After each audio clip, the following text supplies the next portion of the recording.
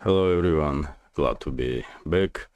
Today is 29th of August, now it's 10 past 10 in the morning Moscow time.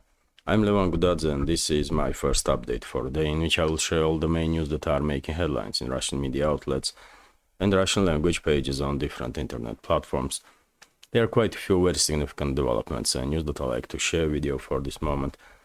But before I start, let me once again point out that this project with several channels exists only because of support of members of our community, and I will be immensely grateful if you will also consider to support my work with small donations through PayPal, Buy Me a Coffee, or by subscribing to my Patreon page. You can see links under this video in the description box or in the pinned comment. That's been said, let's talk about news now, and I will start with the short summary of the situation on the front line, and I will go from southern sectors up to northern ones. Kherson region, no reports about some significant developments. It's the usual stuff: artillery duels between the sides, recon operations, and a constant fight for control over these small islands in the Dnieper River and the delta of the Dnieper River. Overall, probably we can call the situation deadlock when no one side is conducting operations that will influence overall situation on this sector of the front. When it comes to Zaporozhye sector and South Donetsk sector on this land bridge between mainland Russia and Crimea, we have, of course, main hotspot in Orekhov direction, in area of Rabotina settlement, Rabotina and Verbova. And if you listen to Kiev regime and their propaganda, you may think that this settlement, Rabotina, is under full Ukrainian control for several days now. But in reality, let me show you on this map how situation is in Rabotina. So as you can see, if you take a look on these white dots, approximate line of contact, then we can clearly see that southern western part of Rabotina is still under Russian control, and fierce fighting is ongoing for control over this settlement. Same time, Ukrainian forces, according to latest reports, did continue their attempt to push in direction of Novo-Prokopievka, the settlement on the southern side of Rabotina, in between Rabotina and Verbova. And even though during previous 24 hours there was no increase in activity of Ukrainian armed forces, I believe it's quite possible that Russian side in coming days may conduct local scale counteroffensive and encircle entire this Ukrainian bridgehead on south of Zaporozhye, and at least several thousand Ukrainian soldiers will end up in this cold room, which is a possibility. And me personally, I do believe that's exactly what will happen in the foreseeable future. But for this moment, Rabotina is still contested between the sides, and Ukrainian forces have achieved nothing in direction of Novoprokopievka and in direction of Verbova. They're basically in control of some fields, some forest lines in between the fields and northern parts of Rabotina. And this is after 3 months of this counteroffensive. So you tell me what Ukrainian forces are now trying to do. I mean, why they are demilitarizing themselves by continuing this stupendous so-called counteroffensive in that area. I don't know. But overall situation in Zaporozhye region, I will call it, if not operational pause, I will call it deadlock when no one side, especially Ukrainian side, is not able to achieve any breakthrough. Russian forces are in defense in this area, and they don't even need to conduct any, at this moment, to conduct any offensive operations. They are quite comfortable in their defensive lines, and quite comfortably are taking out Ukrainian brigades one after another. And I will remind you that for fight in Zaporozhye region, especially in direction of Rabotino, Ukrainian forces use units of more than 10 brigades, including units of last brigades that were last ones in this strategic, so-called strategic reserves that Zelensky's regime had. Now let's go to South Donetsk sector of the front line. No significant changes, even though most active area in South Donetsk is still this Vremevsky salient. And well, after Ukrainian forces did manage to establish at least partial control over the Urozhaine and their attempt to push in direction of Zavetное Желание and Staromalinovka, activity in this sector of the front did decrease significantly. And right now I will definitely call situation here deadlock. Artillery duels between the sides, recon operations, constant use of drones to find out positions of each other and the military equipment of each other and to strike in those directions, but nothing is happening on the ground itself that will influence overall situation on this sector of the front in immediate future.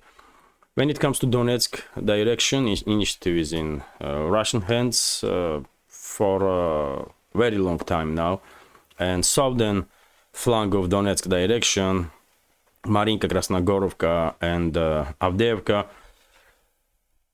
Russian forces are quite active, but first of all, this activity is due to attempt from Russian side to distract lines of communication of Ukrainian armed forces, logistical lines, because these means are used not just Ukrainian forces in Donetsk direction. These means of logistics are used not just Ukrainian forces in Donetsk direction, but also in Avdiivka area. And also in Ugledar area and in Vremevsky salient. So I guess main goal for Russian forces in this sector of the front is to distract these lines of communication, these lines of logistics, without conducting any large-scale offensive operations, because as I understand, Russian Ministry of Defense is still waiting for to see how this so-called Ukrainian counteroffensive will resolve, or what kind of additional forces Zelensky and his criminal associates will manage to find to send in this direction. And after everyone will have no doubt in Defense Ministry of Russia that Ukrainian counteroffensive has run out of steam, and Ukrainian forces are not able to conduct any more offensive operations, then we will probably see activization of Russian side in Donetsk direction and also in the northern sectors of the front. But right now it's mainly artillery duels, recon operations, and the constant use of drones to strike each other's positions. And northern flank of Bakhmut, northern flank of Donetsk direction, Bakhmut and surrounding areas.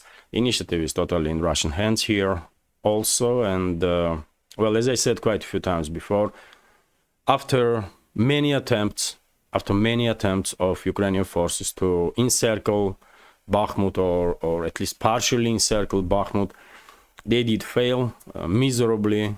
They lost at least 3 brigades in fights for flanks of Bakhmut, and right now they are just unable to, in my understanding, they're not really are able to even defend their positions, not to conduct offensive, but to defend their positions. But Russian forces are not moving forward because, yet again, I guess Russian Defense Ministry is waiting final resolution on this mainland between Crimea and mainland Russia to be seen, to make sure that there will be no surprises in this area, and after Ukrainian forces will just stop their even attempts to conduct local scale offensives, then probably it will be Russian turn to move forward, and we will see significant activization of Russian forces in Bakhmut direction also. And that means Konstantinovka and Chisovyar will become main targets for Russian armed forces in this area. And when it comes to northern sectors of the front, it's I will call it operational pause, even though initiative is in Russian hands. But many military experts, many channels did report, including myself, that Russian forces are very well prepared in the northern sectors to conduct large-scale offensive operation from Seversk up to Kupiansk and the entire Kharkov region. And everything now depends on the Russian Defense Ministry when they will green light such an offensive operation. Because after all, forward units of Russian army, for example, in Kupiansk, are just in several kilometers from city itself. And to continue forward movement, they need orders from Moscow. And until they will receive this order, there will be operational pause in this sector, recon operations, artillery duels, and that's it really. And this is quick summary of the situation on the front line. I remind you that there are many channels on internet that devote much more time to details when it comes to these local scale skirmishes or battles on the front line between Russian and Ukrainian forces. And you can see those links to those channels in the recommendation list under my video in the description box. And mainly, of course, I'm talking about military summary channel, Alexander Mercouris' channel, host of Duran, also DPA War, Defense Politics Asia, does updates on details on regular basis, so they are great channels for some additional news. My channel, my program format is mainly about news, not just about some military developments. So that's been said, let's talk about news now. And first report from TASS News Agency is that Russian air defense systems did shut down 2 Ukrainian drones in Tula region of Russian Federation. Yet again, Zelensky and his criminal associates are using any opportunity to somehow strike deep inside Russian territory. And unfortunately, this will continue until they are receiving intelligence technologies and military equipment from so-called Western elites. Fortunately, the Russian air defense systems are well prepared to deal with threats, and usually a vast majority of aerial targets are shut down by Russian air defense systems. Let's continue. And RIA Novosti is reporting, based on reports of the Russian Defense Ministry, that in Donetsk direction, Russian armed forces destroy yet another military train of Ukrainian armed forces that were delivering military equipment and ammunition to the front line. And all this happened in Avdiivka direction. And according to Russian Defense Ministry, during this strike, about 10 military vehicles were destroyed, several wagons with ammunition, and about 30 military personnel of Ukrainian armed forces. By the way, I did share video of this strike on my Telegram page, and you can see in detail if you are interested. And by the way, this is not the first time when Russian armed forces are striking in direction of railway stations, in direction of depots where through which Ukrainian military is receiving ammunition and military equipment. Just in last 2 weeks, this is the third episode, I believe, when military train or echelon was struck, and this is once again confirms my understanding of battles in Donetsk direction, because as I just said a few minutes ago, main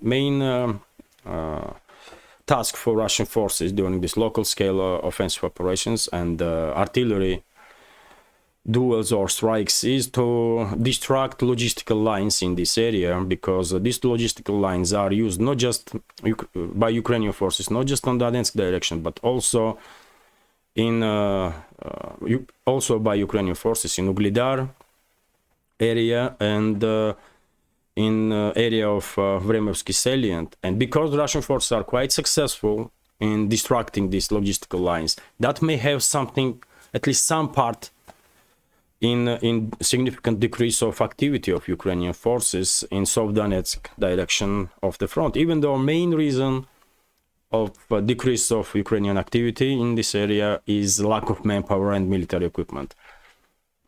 That's my understanding of situation. Let's continue, and TASS news agency is reporting about yet another strong statement from former president of Russian Federation and current deputy chairman of Security Council, Dmitry Medvedev. And well, he said that West's agreement or green light from the West for Kiev to strike Crimea is a road, or is a road towards apocalypse or Armageddon, and this type of behavior from so-called Western elites are closing in apocalypse. And well, according to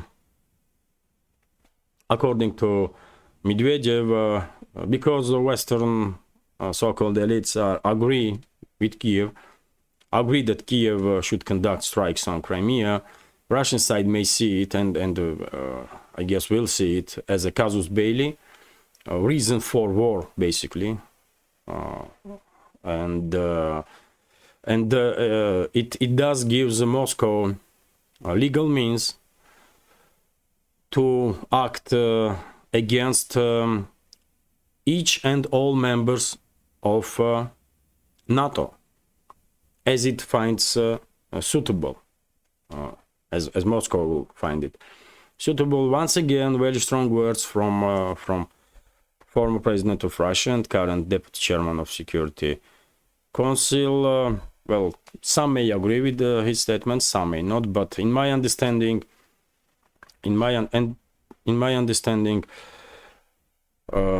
Western involvement or involvement of NATO member states in this conflict is so obvious that it's long been casus belli, really.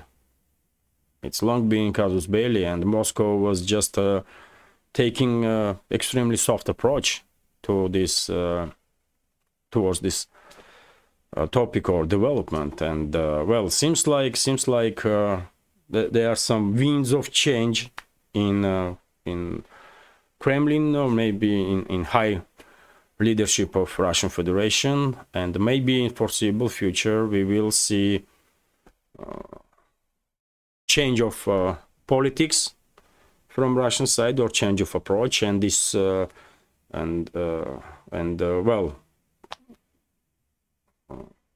soft approach can be removed, and Russia may take some harsh measures against several NATO member states or against entire NATO. Who knows? But I don't think Security Council, Deputy Chairman of Security Council will make such a statement and warn NATO about consequences for no reason. I mean, I don't think he just wake up and decide that, you know what, let's threaten NATO. It does not work that way. So this is one more warning shot from Moscow towards Western elites and NATO. To be honest, because Russian approach, at least for now, was quite soft when it comes to Western leadership, I don't think so-called Western elites are now able to adequately react on Russian warnings. They are probably seeing these kind of statements as nothing serious, and that may be a fatal mistake on their part. That may be a fatal mistake. But anyway, let's continue. And RIA Novosti is reporting that Putin and Erdogan, yet another report about possibility that Putin and Erdogan during their upcoming meeting will discuss a new formula for a grain deal. Yet again, by the way, we are on daily basis receiving information that are confirming extreme interest of Turkey, this grain deal to be renewed or reopened once again, because Turkey is losing seriously while this grain deal is not working. And Turkish economy also, which does needs any extra support that it can get from anywhere. And that's why Erdogan is so keen to somehow influence Moscow to renew this grain deal. And well, I guess because Erdogan has some negotiations in UN about grain deal, I guess when he will visit Moscow or Russia, I don't know where meeting between Putin and Erdogan will take place, in which city or in which area, but well, according to Bloomberg, for example, this meeting may take place on 8th of September in Russia, and I believe during that meeting Erdogan will share with Putin his this new formula for a grain deal. But yet again, Moscow was quite clear previously several times that until Western states will fulfill their obligations towards Russia when it comes to grain deal, this deal will not work. And I don't think Moscow has any reason to change its policies in this regard. But let's see, maybe Erdogan will come up with such a formula that will, will be interesting for Moscow also. Who knows? And as I mentioned, by the way, meeting, according to Bloomberg, and this is reported by TASS news agency, according to Bloomberg, meeting between Putin and Erdogan may take place on 8th of September.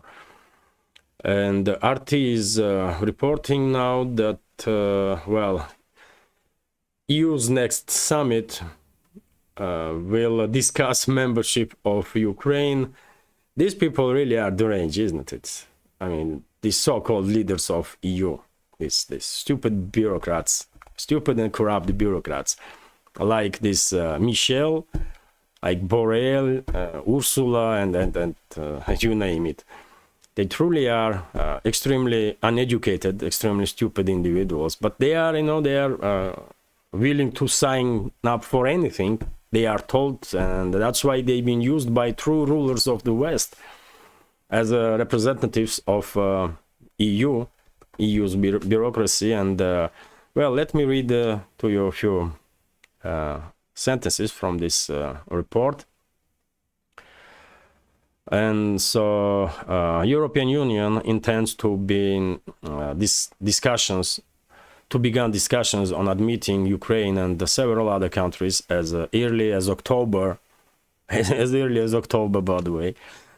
European Council President Charles Michel announced on Monday, "Entanglement is no longer a dream," Michel told the officials from Albania, Bulgaria, and the former Yugoslav states gathered at the Bled Strategic Forum in Slovenia. "As we prepare the EU's next strategic agenda, we must set ourselves a clear goal.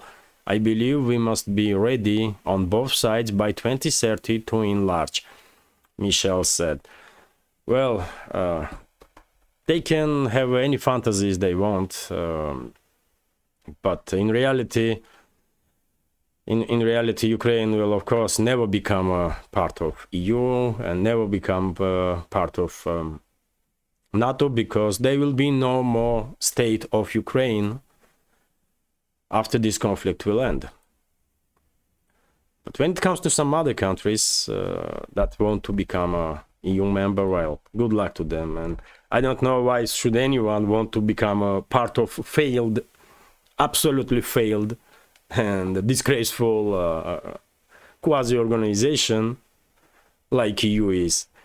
Well, if some countries want to enjoy this embarrassment being part of EU, then okay, let them. But EU member states, I mean, societies in EU member states are basically more and more often expressing their frustration, and supporters of full independence or exit from EU are number of supporters of these ideas are increasing just all around the EU, from Greece to northern regions of EU.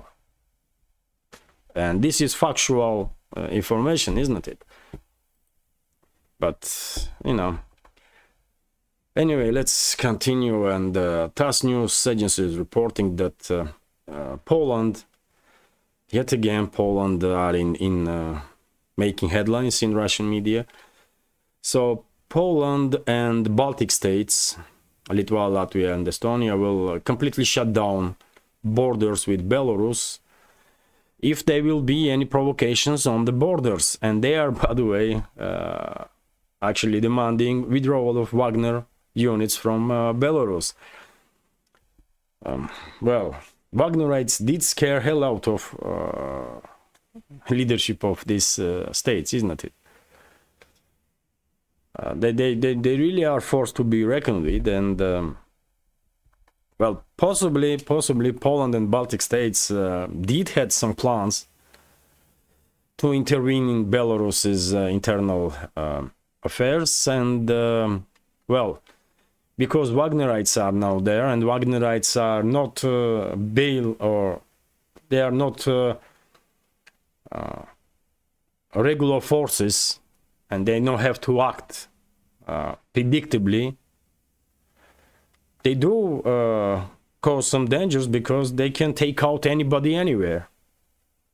Any threat that they see for Belarus can be targeted by Wagnerites, because this is private military company. They don't care. They don't have to answer to anybody. And well, because of this, Warsaw, Riga, Tallinn, and Vilnius are expressing now their frustration, and they are not just demanding Wagnerites to be withdrawn from Belarus, but they're also threatening that they will shut down border with Belarus completely if there will be any provocation on any of their borders. And well, if that's the case, then who may give us a guarantee that these states will not conduct some false flag operation on the border and use that as a reason to shut down borders? That's exactly what will happen, probably. And they are just preparing ground for it by this type of statements. But Wagnerite state, they truly did scare leadership of these states, man. This was a very strong move, I guess, from Moscow to deploy Wagner PMC in Belarus. But anyway, let's continue. TASS news agency is reporting that according to Bild media outlet, Scholz and Macron were surprised that during their talk with Putin in 2022, Russian president did not even once mention sanctions. And these two clowns, Scholz and Macron, did talk with each other. And both did express their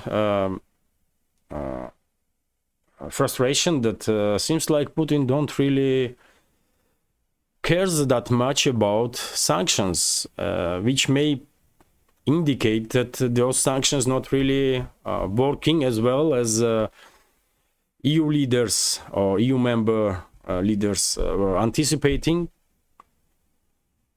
which is, well, I guess true.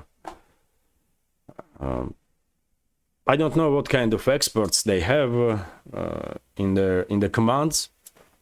Scholz and Macron, but they were truly mistaken if they were thinking that they're gonna influence Russian society or Russia by threatening us. I mean, it just don't work that way. It never worked this way before, and it will never work in the future. You cannot talk to Russia from force.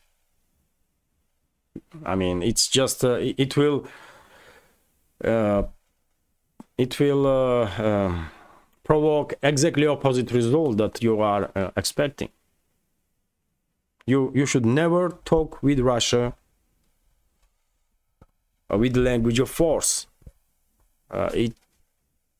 It's so simple, but not for this one, man. This one's not for these clowns, man. That formally called one is the Chancellor of Germany and second is the President of France. When in reality we all know that these countries are run by very, very different people that never comes out from shadow, because who will believe that Macron, this really, I mean, disgraceful individual, or Scholz, which is even worse than Macron, will be allowed to make any decision on behalf of this major European states, man. It's even U.S., by the way, openly run by shadow rulers.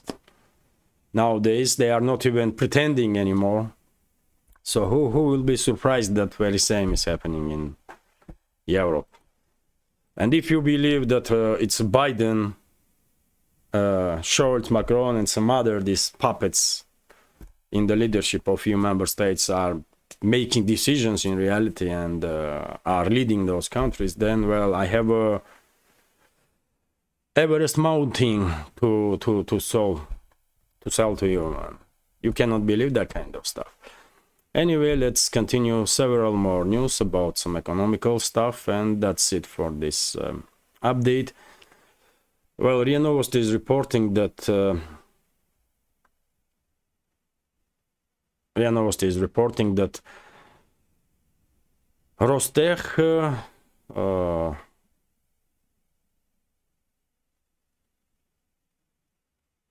Rostech is ready to produce SG-100 passenger planes that are built with fully Russian components.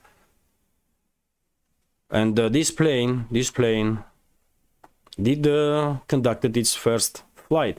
As you know, before the sanction wars, SG-100 and some other Russian projects when it comes to civilian aviation were combined project between Russian companies and some Western companies. But after sanctions, Russian companies were forced to develop all the other parts that was imported from the West, and seems like they were quite successful. And SG-100 will be built exclusively by Russian components, which is quite an achievement, by the way, because it may seem easy to develop a civilian plane, but in reality it's extremely difficult task to do, and that's why even Chinese and Indian companies are struggling with this. And that's why Boeing and Airbus basically are monopolies on the market. But Russia is doing quite okay in this direction, step by step, slowly but surely. Russian companies are beginning to establish themselves as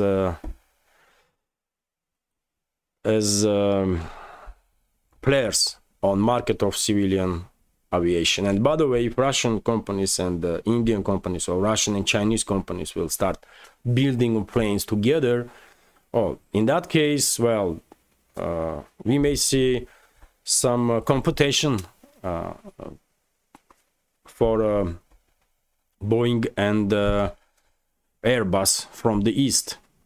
But anyway, let's continue. RT is reporting, and by the way, fact itself that Russia is able, despite all that sanctions, to build and produce civilian, not just military, but also civilian planes. This fact itself once again indicates that despite Western pressure, Russian economy is still standing and moving forward. And RT is reporting that first Russian train cargo travels through Iran to Saudi Arabia. This is, by the way, this new trade route from north to south that goes through Iran. I did report about this new trade corridor several times in previous updates, and well, we are seeing first results of it. And well, according to RT, first cargo train with some 36 containers already in Saudi Arabia that was sent from Russia. This is just a first step. Number may not be extremely impressive, but for first step, it's okay. And I believe this trade route north-south will eventually become a significant part of Russian foreign trade. And last news for today's update, also RT is reporting that China issues trade war warning to U.S. Well, we all know that these two states, these two major economies in this world have a quite difficult relationships, and seems like Beijing is fed up with tariff wars that was raged by US, and they are now issuing warnings that if US will continue in this path, in this case, for example, by targeting Chinese semiconductor industry, then it may distract supply lines worldwide, and eventually entire world will suffer, which is true, by the way. Just imagine if China and US went fully in this conflict of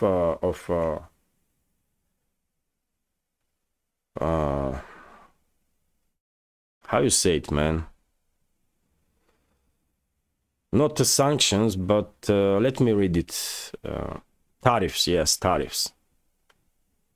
They may cause decline of world economy in that case. But anyway, let me read several sentences. So China has released serious concerns over U.S. tariffs targeting its semiconductor industry and the wider tech sector, warning that such measures violate the principles of fair competition and harm the stability of world trade. When it comes to stability of world trade, yes, that's undoubtedly true. Any significant deterioration in relationships between China and US will automatically influence entire world economy. That's a case that cannot be doubted. So speaking after a round of talks with US Commerce Secretary Gina Raimondo in Beijing on Monday, Chinese Minister of Commerce Wang Wentao said that while the two sides had a candid and constructive dialogue, ongoing US restrictions were continuing to hamper trade ties. Wang raised serious concerns about issues including the US Section 301 tariffs on Chinese goods, its semiconductor policies, restrictions of two-way investments, discriminatory subsidies, and sanctions on Chinese enterprises, the ministry said in the press release. And yes, by the way, as we all know, Huawei, for example, is under sanctions of US and many Western states. Well, all this talk about fair trade and free economy and free market, this is all fake talk.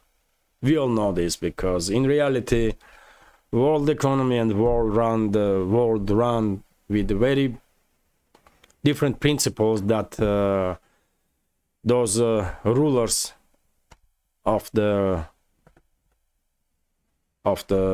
Western world have. So it is what it is. It is what it is. Some significant deterioration or possible deterioration in trade between US and China. And by the way, most important is that unfortunately neocons and neolibs in US, they are determined to provoke a war between Taiwan and China. And if that will happen, it will definitely be a total devastation for world trade and world as it is, for entire world, because, well, as I said, China and US, they are two major economies in this world, and if they have any significant issues or problems, then entire world has significant issues and problems. And how long is this video? 40 minutes. Okay, not too long, so I will end this update here. Hopefully you will find this video interesting, and if so, please click that like button and leave some commentary about any topic you find interesting or like. If you can, please share links to my videos or my channel with your friends on Telegram, Twitter, Facebook, or any other platform that you are active on. That should help me significantly to reach wider audience, and I will be immensely grateful for this help. And if you think this channel is interesting, useful, and deserves to exist in this field of news and political commentary, please consider to support with small donations through PayPal, Buy Me a Coffee, or by subscribing to my Patreon page, in which I do upload some extra content on regular basis. And by the way, when it comes to Patreon, I almost forget about it. Let me show you some small video footage.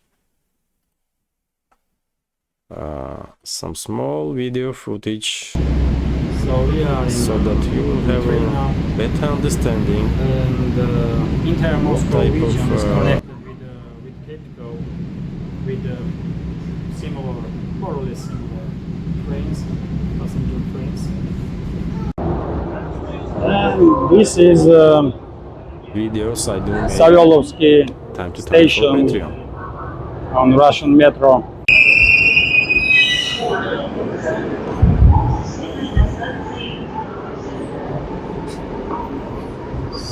So now we will go to Moscow city, and I will continue from there. And yes, as you can see, entire this line, big central line of metro, is relatively new stations, and you can clearly notice it in the design features. This is more like behind the scene So type of videos, and you can see friendly chat. change of guards and eternal fire memorial for heroes of Great Patriotic War. So we are now at Manежная площадь, Manеж Square, I guess in English. So this is Большой theater, world famous theater of opera and ballet, because Moscow's metro is one of the oldest one in the world and quite a big. It's many stations that are interconnected, and this one, Borovitska, is one of them. Borovitska is connected with this station, and I just wanted to show you how nice station is, really. So yes, that's type of videos that I do make for Patreon time to time, and well, anyway, I have to end this update now. Have a great day and take care.